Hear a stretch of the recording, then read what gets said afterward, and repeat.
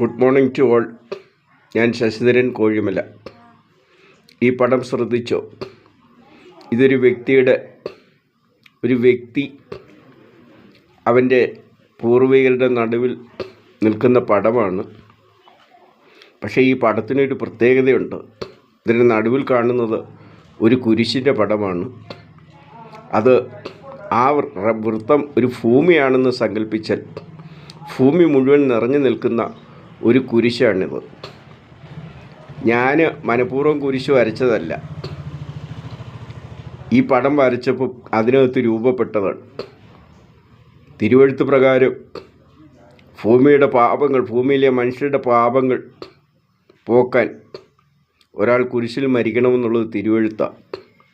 ഞാൻ ഈ പടം വരച്ചപ്പോൾ അതിനകത്ത് തെളിഞ്ഞു വന്ന രൂപമാണ്. ഇത് ഒരു വ്യക്തി അവരുടെ പൂർവികരുടെ നടുവിൽ നിൽക്കുന്നതാണ്. അതിനെപ്പറ്റി ശരിക്കും മനസ്സിലാക്കണമെന്നുണ്ടെങ്കിൽ പിന്നെ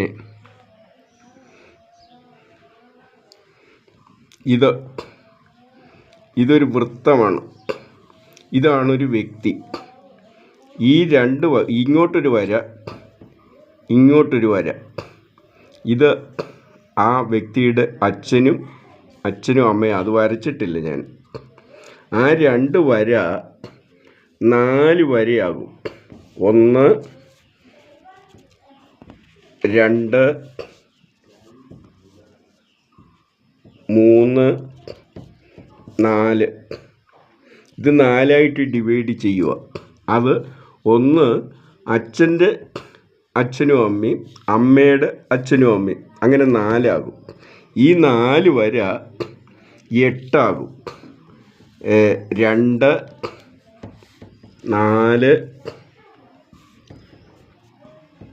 6 8. ഈ 8 വര 16 ആകും. 4 പേരുടെ മാതാപിതാക്കളാണ് 8 വര. 8 പേരുടെ മാതാപിതാക്കളാണ് 16 വര. 16 പേരുടെ മാതാപിതാക്കളാണ് 32 വര. 32 പേരുടെ മാതാപിതാക്കളാണ് ലാസ്റ്റ് കാണുന്ന 64 വരകൾ. ഇത് എല്ലാം കൂടെ കൂട്ടിയാൽ 2 4 8 16 32 64 126 കിട്ടും. അപ്പം 126 പേരുടെ നടുക്ക് ഒരു വ്യക്തി നിൽക്കുന്ന പടമാണിത്. ഇത് പിന്നെ എൻ്റെ ഐഡിയയിൽ ഞാൻ വരച്ചതാണ്. ഞാൻ ഈ 2 4 8 16 32 64 128 ഇങ്ങനെ 200 പ്രാവശ്യം എഴുതി 200 കൂടെ കൂട്ടിയിട്ട് ഫേസ്ബുക്കിൽ ഇട്ടതാണ്. പലരും അതൊന്നും ശ്രദ്ധിച്ചില്ല. പിന്നെ ഇത് 200 വരെ ഞാൻ ഇടതുവശത്തുനിന്ന് എഴുതും. ഒരു ബുക്കിൻ്റെ സഹായമില്ലാതെ. പന്തായം വെച്ചാൽ 2 മണിക്കൂർ കൊണ്ട് എഴുതിത്തരാം. പിന്നെ നിങ്ങളാരും ഇതിന് തുനിയണ്ട. കാരണം ഒന്നാമത് രാവിലെ മുതൽ വൈകുന്നേരം വരെ പിടിപ്പത് ജോലിയുണ്ട്. അതിനിടയ്ക്ക് ഇത് 200 പ്രാവശ്യം എഴുതാൻ ആരോടും ഞാൻ പറയത്തില്ല. കാരണം വിലപ്പെട്ട സമയം അതിനുവേണ്ടി കളയരുത്. പക്ഷേ ഇങ്ങനെ എന്തിനാണ് 200 എണ്ണം എഴുതിയത് എന്ന് ചോദിച്ചാൽ, മനുഷ്യന് ഭൂമിയിലുള്ള ഇത് ഭൂമിയാണെന്ന് സങ്കല്പിക്കുക. ഈ റൗണ്ട് ബാക്കിയുള്ള ഓരോ ലൈനും, ഇതിലെ ഓരോ ലൈനും ഓരോ വ്യക്തിയാണെന്ന് സങ്കല്പിക്കുക. അങ്ങനെയാണെങ്കിൽ ഇത് 200 എണ്ണം എഴുതുമ്പോൾ ഈ 200 എണ്ണവും കൂടെ കൂട്ടി ഞാൻ ഇട്ടിട്ടുണ്ട്.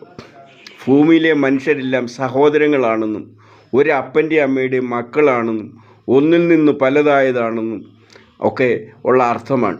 ജാതിയില്ല, മതമില്ല, വംശമില്ല, രാഷ്ട്രീയമില്ല, ഭാഷയില്ല, എല്ലാവരും ഒന്നാണെന്ന് കാണിക്കുന്ന പടമാണ്. നമ്മളൊന്നാണ്, നമുക്ക് ദൈവം ഒന്നാണ്. നമ്മൾ ദൈവത്തെ ഏത് പേരിൽ വിളിച്ചാലും വിളി കേൾക്കുന്ന ഒറ്റ ദൈവമാണ്. ഞാൻ ഒരു മതത്തെയും പൊക്കി പറയുകയോ താഴ്ത്തി പറയുകയോ ചെയ്യില്ല.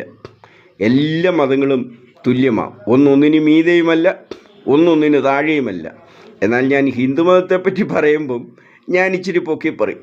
കാരണം പിന്നെ തൂണിലും തുരുമ്പിലും ഈശ്വരനുണ്ടെന്നാണ്. അപ്പോൾ ഒരു കല്ലെടുത്ത് വെച്ച് നിങ്ങൾ ആരാധിച്ചാൽ പോലും ആ കല്ലിൽ ഈശ്വരനുണ്ടെങ്കിൽ ആ ശക്തി നിങ്ങൾക്ക് കിട്ടും. അപ്പം സാക്ഷാൽ ഈശ്വരനെ വിളിച്ചാലോ, ഈശ്വരനെ വിളിക്കണം. നിങ്ങളുടെ കഴിവുകളും ശക്തികളും. നിങ്ങളിൽ എത്ര പേരുടെ കഴിവുണ്ടെന്ന് കാണിക്കാൻ കൂടിയാണ്. ഒരു വ്യക്തിയിൽ അവൻ്റെ പൂർവികരുടെ മുഴുവൻ പേരുടെയും കഴിവുകൾ അടങ്ങിയിട്ടുണ്ട്. അത് ഉണരണമെങ്കിൽ വിശുദ്ധ ജീവിതം നയിക്കണം. രാവിലെ എണീച്ച് പ്രാർത്ഥിക്കണം, വൈകിട്ട് പ്രാർത്ഥിക്കണം. പ്രാർത്ഥിക്കേണ്ടത് എപ്പോഴൊക്കെയാണെന്ന് ചോദിച്ചാൽ രാവിലെയും വൈകിട്ടും സാധാരണഗതിയിൽ കൂടുതൽ പേരും പ്രാർത്ഥിക്കുന്നത്. എന്നാൽ നമ്മളിലെ പോസിറ്റീവ് എനർജിയുടെ അളവ് കുറയുമ്പോഴൊക്കെയും പ്രാർത്ഥിക്കണം. അതുകൊണ്ടാണ് ചിലർ 5 നേരം നിസ്കരിക്കുകയും പ്രാർത്ഥിക്കുകയും ചെയ്യുന്നത്. നമ്മളിൽ നെഗറ്റീവ് എനർജി കൂടി വരുമ്പോൾ നമ്മൾ പ്രാർത്ഥിക്കണം. എന്തൊക്കെയാണ് നെഗറ്റീവ് എനർജി? കലി, കോപം, കുശുമ്പ്, പ്രതികാരചിന്ത, ദുർചിന്ത, അലസത, മടി, അഹങ്കാരം, ഞാനെന്ന ഭാവം, ക്ഷമയില്ലാഴിക, പ്രതികാരചിന്ത, മയക്കുമരുന്നിനും മദ്യത്തിനോടുമുള്ള ആസക്തി, വ്യഭിചാരചിന്ത, പിന്നെ സർവ്വചരാചര സ്നേഹമില്ല. ഇതൊക്കെ നമ്മളിൽ ഉണ്ടാകുമ്പോഴാണ് നമ്മളിൽ നെഗറ്റീവ് എനർജി ഉണ്ടാകുന്നത്. നെഗറ്റീവ് എനർജി പൂർണ്ണമായിട്ടും മാറ്റിയാൽ നമുക്ക് പോസിറ്റീവ് എനർജി കിട്ടും. ഇങ്ങനെ 2 ദമ്പതിമാർ, ഒരു ഭാര്യയും ഒരു ഭർത്താവും, പോസിറ്റീവ് എനർജിയുടെ അളവ് കൂട്ടിയതിന് ശേഷം നല്ല ദിവസവും നല്ല മാസവും ഒക്കെ തിരഞ്ഞെടുത്ത് ഒരു കുട്ടിക്ക് ജന്മം കൊടുത്താൽ ആ കുട്ടി ശ്രേഷ്ഠനായിരിക്കും. അത് പുരാണത്തിൽ പറഞ്ഞിട്ടുണ്ട്. ഭാഗ്യവന്തം പ്രസൂയേതാം ആശൂരം ആജപണ്ഡിതം. കുന്തിദേവി പറഞ്ഞു, ഞാൻ ശ്രേഷ്ഠന്മാരുടെ മക്കളെയാ പ്രസവിച്ചതല്ല, പക്ഷേ എന്ത് ചെയ്യുക, എല്ലാ യുദ്ധത്തിൽ മരിച്ചുപോയി. അതുകൊണ്ട് പിന്നെ നിങ്ങൾ ഭാഗ്യമുള്ള കുട്ടികളെ പ്രസവിക്കണമെന്ന് കുന്തിദേവി പറഞ്ഞതാണ്. കൂടാതെ തന്നെ യുദ്ധം എല്ലാത്തിൻ്റെയും സർവനാശമാണെന്നും യുദ്ധം പാടില്ല എന്നും അതിനകത്ത് പറയുന്നുണ്ട്. ഇതൊക്കെ കൊണ്ട് ഞാൻ ഹിന്ദുമതത്തെ ഇച്ചിരി പൊക്കി പറഞ്ഞെന്നേ ഉള്ളൂ എന്ന് വിചാരിച്ച് നിങ്ങളാരും എന്നോട് അസൂയപ്പെടരുത്. എല്ലാ മതങ്ങളും തുല്യമാണ്. എല്ലാ മതങ്ങളും നമ്മൾ മനുഷ്യൻ രക്ഷപ്പെടാൻ വേണ്ടി കഴിവുള്ളവർ എഴുതി വെച്ചതാണ്. നന്ദി, നമസ്കാരം. ഇന്ന് ഇത്രയേ ഉള്ളൂ. ബാക്കി പിന്നീട് ജീവിച്ചിരുന്നാൽ പറയാം. അതുപോലെ അസുഖം എനിക്കുണ്ട്. 25 കൊല്ലമായിട്ട് ഞാൻ രോഗിയാണ്. ഒത്തിരി അസുഖങ്ങളുണ്ട്. അതുകൊണ്ടിത് ഷെയർ ചെയ്യണം, സബ്സ്ക്രൈബ് ചെയ്യണം, ലൈക്ക് ചെയ്യണം. എനിക്ക് ഒത്തിരി പിന്നെ ഫോളോവേഴ്സും ഫ്രണ്ട്സും ഒത്തിരി വ്യൂകൾ കണ്ടവരും ഒക്കെ ഇൻസ്റ്റയിലും ത്രെഡ്സിലും ഫേസ്ബുക്കിലും വാട്സാപ്പിലും ഒക്കെ ഉണ്ട്. പക്ഷേ ഇന്ന് വരെ ആരും ഒരു ലൈക്കോ ഒരു ഷെയറോ ഒരു സബ്സ്ക്രൈബോ ചെയ്തില്ല. സാരമില്ല, പിന്നെ എനിക്കതിനകത്തൊന്നും വിഷമമില്ല. പക്ഷേ നല്ല കാര്യങ്ങൾ നിങ്ങൾ മറ്റുള്ളവരെ കൂടെ അറിയിക്കണം, ഷെയർ ചെയ്യണം. ഷെയർ ചെയ്തില്ലെങ്കിൽ ഞാനും ഒരു ജോലിയാണ് ചെയ്യുന്നത്, എനിക്കും എന്തെങ്കിലും പ്രതിഫലം തരണ്ടേ. നിങ്ങൾ പൈസ 1 രൂപ തരണ്ട, ചുമ്മാ അതൊരു ഷെയർ, ഒരു സബ്സ്ക്രൈബ്, അതിന് പോലും മടി ആൾക്കാർക്ക്. ഞാൻ ചെയ്യുന്ന ജോലിക്ക് എനിക്കും കൂലി വേണ്ടേ? അല്ല, നിങ്ങളൊന്ന് ആലോചിച്ച്. നന്ദി, നമസ്കാരം.